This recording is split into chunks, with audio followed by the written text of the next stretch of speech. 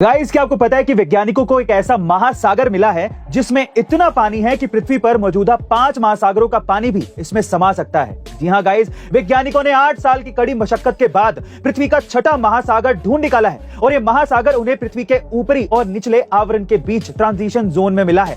दरअसल वैज्ञानिकों की एक रिसर्च टीम साल 2014 में बोत्सवाना के एक दुर्लभ हीरे की खोज कर रही थी और तभी उन्हें पृथ्वी से 650 किलोमीटर नीचे पानी का भंडार दिख गया, जिसमें पहले तो उन वैज्ञानिकों को लगा कि ये सिर्फ सरफेस वाटर है, लेकिन जब इसकी गहराई की जांच पड़ताल की गई तो पता चला कि ये तो अथाह पानी से भरा हुआ विशाल महासागर है। बहरहाल वैज्ञानिकों का तो ये भी मानना है कि छठा महासागर भविष्य में धरती की गहराइयों में छिपे अनंत रहस्यों पर से पर्दा उठा सकता है और हमें ऐसे कई राज का पता लग सकता है जो शायद इंसानों की सोच से भी परे हो। अक्सर आपने मंदिरों में जाते हुए भक्तों को मंदिर के द्वार पर लगे घंटे को बजाते हुए देखा होगा, जो पौराणिक तौर पर भगवान का अभिवादन करने का एक तरीका भी माना जाता है। लेकिन क्या आपको इसके पीछे का साइंटिफिक रीजन पता है? नहीं ना? चलिए आज मैं आपको बताता हूं। दरअसल मंदिर का घंटा जिस मेटल से बना होता है उसमें फिक्स्ड प्रोपोर्शन में कॉपर, जिंक और निकल होते हैं, जिससे निकलने वाला साउंड फ्रीक्वेंसी 7 सेकंड तक एनवायरनमेंट में ट्रेवल करता है और हमारे राइट ब्रेन और लेफ्ट ब्रेन को एक साथ अलाइन करने में मदद करता है।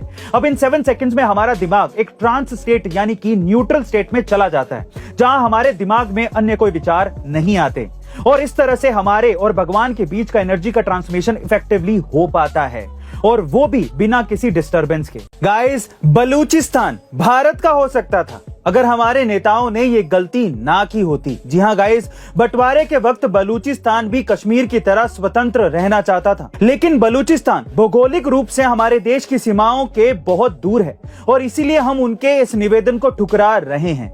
लेकिन जैसे ही जिन्ना को ये खबर मिली, उसने इस रेडियो प्रसारण के 2 दिन बाद ही पाकिस्तानी सेना के द्वारा बलूचिस्तान पर हमला बोल दिया और जबरन बलूचिस्तान को पाकिस्तान में मिला लिया। गाइस, हमारे नेताओं की इसी गलती की वजह से आज तक बलूचिस्तान पाकिस्तान से आजाद होने के लिए संघर्ष कर रहा है। गाइस, उत्तराखंड में द लेक ऑफ स्केलेटन्स नाम की एक झील है जिसमें 100 इंसानों के कंकाल हैं और ये आज तक का सबसे बड़ा रहस्य है कि आखिर ये 100 लोग हैं कौन। दरअसल इस झील को साल 1941 में खोजा गया था और तब एक थ्योरी सामने आई थी कि ये 100 लोग वर्ल्ड वॉर 2 के दौरान मारे गए जापानी सोल्जर्स हैं, लेकिन इन्वेस्टिगेशन के बाद पता चला कि ये कंकाल तो 850 एडी के और इन कंकालों में सभी के सिर के पीछे एक जैसे क्रैक भी थे, जिससे यह अंदाजा लगाया जा सकता है कि उन्हें मारा गया था। और अब रिसेंटली यहाँ एक और बड़ी रहस्यमयी खोज हुई जिसमें यह पता लगा कि असल में ये 100 लोग 2 अलग ग्रुप के थे और उनकी आपस में लड़ाई हुई थी, जिसकी वजह से इनके सिर पर क्रैक के निशान हैं। लेकिन ये थ्योरी भी अब फेल होती दिख रही है, क्योंकि अगर इन दोनों ग्रुप्स के बीच में जंग हुई होती तो सिर्फ सिर पर ही चोट के निशान क्यों होते?